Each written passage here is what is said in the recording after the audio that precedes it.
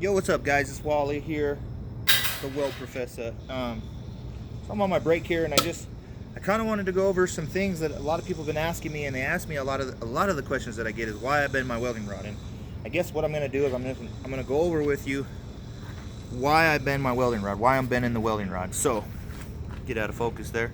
So anyways, here's the main reason. So a lot of people, when they weld, you know, they hold their stinger like that, right? And they're coming up, you know, they're either coming up on the pipe or they're coming down on the pipe. And the reason that I like to bend it, and this is how we bend it, it's a real quick motion. You got to be able to do it fast. See that? Get that bend like that. The reason I like it like that is because I like to hold the handle outside here, so that way it's not inside here or outside here. It's tucked, lined with my hand, so I don't have an arc out point out here, and I don't have a tie up point up here. And so the bending of that rod helps that electrode move easier, like that. You know, it gives it kind of a pivot point. So as you're up top, you know, you kind of pull it down a little bit. You kind of go like that.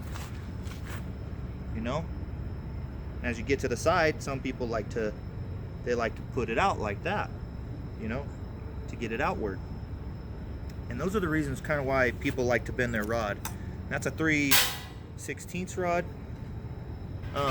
Any other type of rod bending, like for low high, you know, that I like to do, would just kind of be like just to bend it up just a little bit, just like that. Now you notice my handle's on the inside facing me. So when I'm doing my uphill, I like that little uphill bend. Even when I'm up here, I still like that bend like that. And then you can take that same position and move it like that. Now you got a steeper position going down.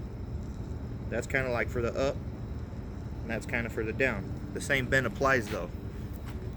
There are many different ways to bend rods and why you bend the rods. Another little thing I want to tell people too is when they're welding with these little rods, these little 332s, you know, they kind of got like a wiggle to them, right? So they're wiggling. Got a wiggle to them. And a lot of the times, if you break the flux here, it'll get so hot it'll break, you know, before you're able to finish the weld. So a lot of the times with this 332, you need to take a tighter pinch like that, right? Break that flux off, spin that rod, and you got this sticking out here. Just take your hand and just bend that down. Kind of get it out of your way, or put it under your glove. And that's going to help you. And then again, the little flex there. That's going to help you eliminate more wobble, but it is not going to let you get as much stretch as if you were to grab it back there. If you grab it back there, of course, you're going to get more stretch out of the rod. Now, what I mean stretch is I mean travel. You hear a lot of people talk about the stretch they get out of rods, and when I'm talking about me getting a tight gap, I'm getting more stretch out of my bead. So instead of having a big gap and just filling a little bit of spot, I got a tight gap and I fill a majority of the spot. And that's kind of the reasons I take a tight gap. But the topic here was why I bend my rods, and those are the reasons. It's just kind of a little curly Q bend. It's real simple, you know. That helps that stinger handle stay right behind the hand, because if it's out, you know, if it's out here and you're holding it like that, you know, you have the potential to arc out on something if it's not protected, or get hung up on something. So I guess the ways we bend that is for multiple reasons. Sometimes people keep their handle on the inside. I don't. I always keep it on the outside. And another thing too is I never have my rod bent to the outside. I always keep that bend on the inside. Now you got to be careful, because sometimes that little spot right there, it'll arc out, and so you'll see a lot of guys, they'll get that right to the edge of their stinger where it's not sticking out, and then they bend it. Sometimes helpers will get on the vise and they'll pre-bend all their welders' rods, so that way when they hand it to him, all he does is just slap it in his stinger. He don't got to bend it. But me, I just like to throw it in there and bend it real quick. And those are the reasons why we bend our rods. And it's not really important, it's not really big, but everyone kept asking me, so I just wanted to give that demonstration and show you guys kind of what it is, you know. See, bend that rod, you know, it's for coming up like that and having that handle tucked back there. Going downhill, you know, some people weld pushing down. I like to push down. Some people like to stack it up.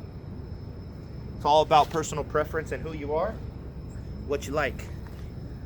So I hope that helped you out. This is one of the t-shirts that I I actually got, that I made. It's one of my Wally's Welding World t-shirts, and basically what it is the welder welding behind the work, and you can see all the crossbones.